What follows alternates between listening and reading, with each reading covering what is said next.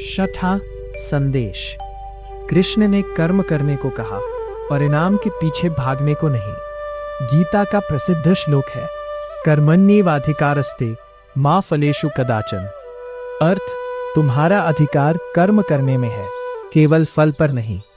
इसका अर्थ ये नहीं कि परिणाम की कोई कीमत नहीं, बल्कि संदेश ये है कि परिणाम की चिंता इतनी अधिक ना हो जाए कि आपका वर्तमान कर्म ही कमजोर पड़ जाए।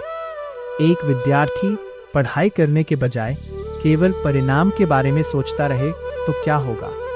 एक खिलाड़ी अभ्यास करने के बजाय केवल जीत की कल्पना करता रहे तो क्या होगा? इसलिए परिणाम को लक्ष्य बनाइए, लेकिन ध्यान कर्म की गुणवत्ता पर रखिए। सातवां संदेश। दूसरों के कर्म का हिसाब रखने से पहले अपना देखो। हम अक्सर दूसरों के बारे में सोचते हैं, उसने मेरे साथ ऐसा क्यों किया, उसे इसका फल जरूर मिलेगा। लेकिन कृष्ण का ज्ञान हमें अपने कर्तव्य और अपने आचरण पर ध्यान देने की दिशा देता है। इसलिए हर समय दूसरों के कर्मों का हिसाब मत लगाइए। अपने आप से पूछिए, मैं आज क्या सही कर सकता हूँ, क्योंकि आपका जीवन आपकी जिम्मेदारी है।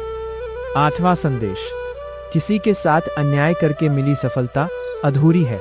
मान लीजिए किसी व्यक्ति ने छल करके धन प्राप्त कर लिया। बाहर से वह सफल दिखाई दे सकता है, लेकिन क्या केवल धन सफलता का प्रमाण है? यदि उसके कारण किसी निर्दोष का विश्वास टूटा हो, किसी परिवार को दुख मिला हो या उसका अपना चरित्र कमजोर हुआ हो, तो उसे अपनी जीवन की सफलता पर विचार करना चाहिए। सफलता केवल ये नहीं कि आपने क्या पाया, सफलता ये भी है कि उसे पाने के लिए आपने क्या खोया। नौवां संदेश। कर्म और नियत एक ही काम दो लोग कर सकते हैं, लेकिन उनकी नियत अलग हो सकती है। एक व्यक्ति किसी की सहायता इसलिए करे कि उसे प्रसिद्धि मिले, दूसरा इसलिए करे क्योंकि सामने वाले को वाकई सहायता चाहिए। इसलिए कर्म के साथ अपनी नियत को भी देखना जरूरी है। अपने मन से पूछिए, मैं ये काम क्यों कर रहा हूँ? ये सवाल कई गलत फैसलों से बचा सकता है।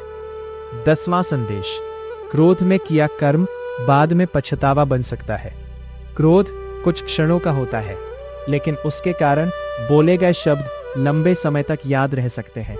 इसलिए जब क्रोध आए तो तुरंत निर्णय लेने से बचिए। कुछ समय शांत रहिए, सोचिए, फिर बोलिए, क्योंकि एक पल का संयम कई दिनों का पछतावा बचा सकता है। 11वां संदेश। कर्म बदलने की शुरुआत विचार से होती है।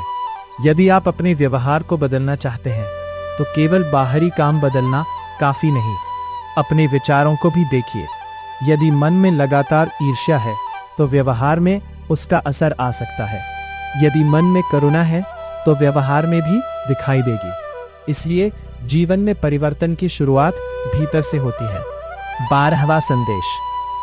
अच्छा कर्म छोटा नहीं होता। किसी बुजुर्ग की सहायता करना, किसी जरूरतमंद को भोजन देना, किसी दुखी व्यक्ति को ध्यान से सुनना, किसी बच्चे को सही दिशा देना, अपने काम को ईमानदारी से करना, ये बातें शायद समाचार नहीं बनेंगी, लेकिन किसी व्यक्ति के जीवन में इनका महत्व बहुत बड़ा हो सकता है। अच्छे कर्म को बड़ा बनने के लिए प्रसिद्ध होना जरूरी नहीं। 13वां संदेश। अपने कर्म का श्रेय अकेले मत लो। जीवन में सफलता मिलने पर हम कहते हैं, मैंने सब कुछ खुद किया, लेकिन सोचिए, किसी ने आपको सिखाया, किसी ने आपका साथ दिया, किसी ने अवसर दिया, किसी ने कठिन समय में हिम्मत दी। इसलिए सफलता के साथ कृतज्ञता रखिए। अहंकार कर्म को भारी बनाता है, कृतज्ञता उसे सुंदर बनाती है। 14वां संदेश। कर्म करते समय तुलना मत करो। आपने अच्छा काम किया और किसी दूसरे को उससे अधिक सफलता मिल गई, इसका अर्थ ये नहीं कि आपका कर्म व्यर्थ था। हर व्यक्ति की परिस्थिति अलग है। आपका काम है अपनी क्षमता के अनुसार सही प्रयास करना। दूसरे के परिणाम को देखकर अपने कर्म की कीमत मत घटाइए। 15वां संदेश। अतीत की गलती से भविष्य तय नहीं होता। अब एक बहुत जरूरी बात, यदि किसी व्यक्ति से अतीत में गलती हुई है तो क्या वह हमेशा उसी गलती के साथ जीता रहेगा? नहीं, गलती को स्वीकार करना चाहिए। जहां संभव हो सुधार करना चाहिए, जिससे नुकसान हुआ हो उससे क्षमा मांगनी चाहिए और फिर अपने वर्तमान कर्मों को बेहतर बनाना चाहिए। अतीत मिटाया नहीं जा सकता, लेकिन भविष्य की दिशा बदली जा सकती है। यही आशा का विश्वास अकेला सफलता नहीं देता, लेकिन विश्वास तुम्हारे कर्म की दिशा तय करता है। फिर उन्होंने उसे एक छोटा सा बीज दिया और कहा, इसे जमीन में बो दो और रोज इसकी देखभाल करो। आरव ने वैसा ही किया। पहले दिन कुछ नहीं हुआ, दूसरे दिन भी कुछ नहीं हुआ। एक सप्ताह बीत गया, तब मिट्टी से एक छोटी सी कुंपल बाहर आई। आरव रोज उसे पानी देता रहा। कुछ समय बाद वह पौधा बड़ा होने लगा।